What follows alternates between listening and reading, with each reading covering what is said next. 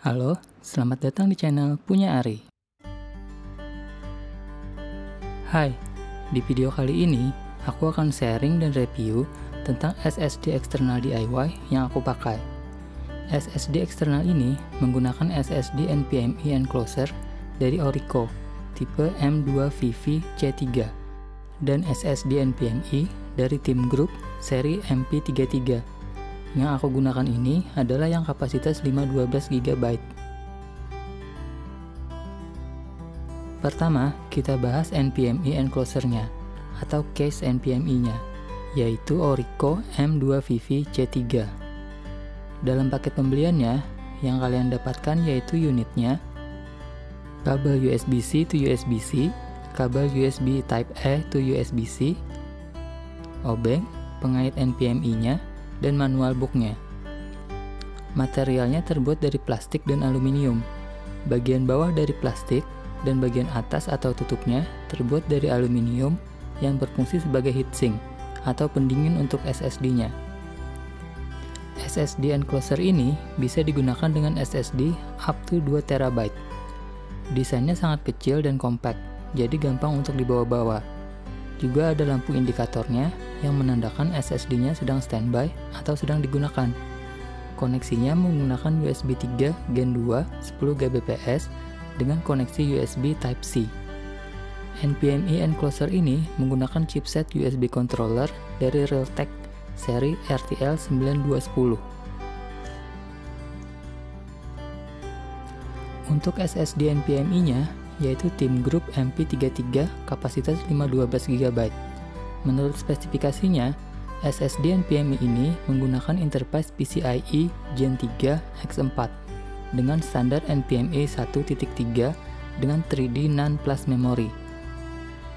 Karena NVMe ini termasuk seri budget atau low cost, jadi tidak memiliki DRAM atau DRAM-less SSD. Kecepatan maksimal baca dan tulisnya pun hanya sampai 1800 dan 1600 Mbps saja. Namun, itu nggak masalah karena pada saat digunakan sebagai SSD eksternal dengan koneksi USB 3 Gen 2 yang hanya support sampai 10 Gbps, kecepatan baca tulisnya itu tidak akan bisa sampai semaksimal itu.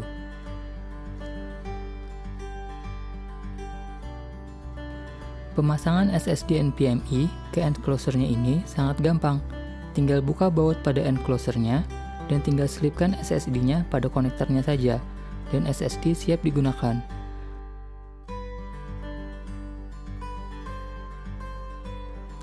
Pada saat digunakan secara normal, temperaturnya lumayan panas, tapi masih normal. Karena semua SSD NVMe itu memang panas. Aku juga tambahkan thermal plate tambahan lebih banyak lagi di bagian atas SSD-nya agar transfer panas dari SSD ke aluminium heatsinknya lebih bagus.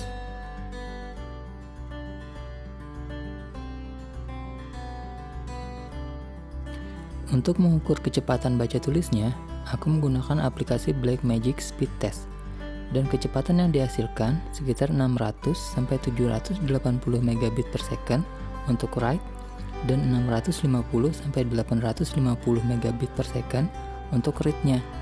Kecepatan baca tulisnya memang naik turun antara 600-850-an.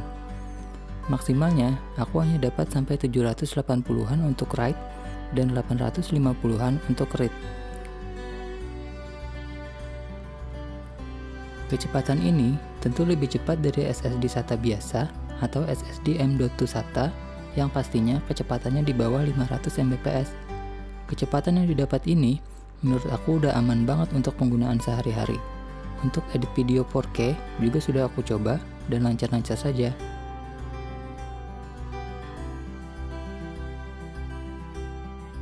Harga enclosure NVMe Orico M2VV C3 ini sekitar 285 ribuan.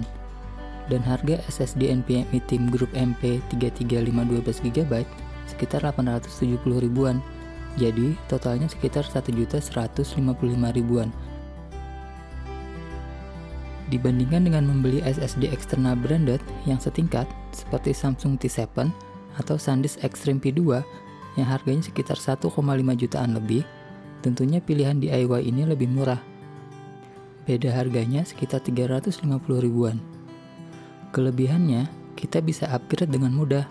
Misalkan ingin upgrade ke 1 TB atau 2 TB, kita tinggal beli SSD NVMe-nya saja dan tinggal pasang ke enclosure-nya. SSD NVMe yang lama juga masih bisa dijual lagi. Begitu juga kalau kita mau upgrade enclosure-nya menjadi koneksi Thunderbolt, kita tinggal beli enclosure NVMe Thunderbolt dan tinggal pasangkan dengan SSD NVMe-nya.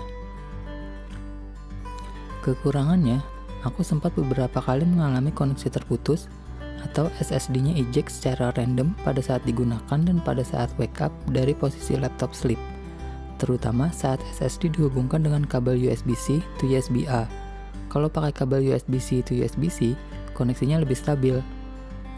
Aku juga sudah upgrade firmware chipset USB controller RTL9210-nya dengan versi terbaru, dan hasilnya masih ada random disconnect, cuman lebih jarang. Mudah-mudahan firmware update selanjutnya bisa lebih stabil lagi.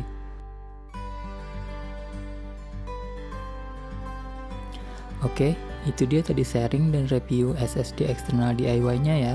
Semoga berguna buat kalian. Jangan lupa untuk like dan subscribe channel ini. Terima kasih.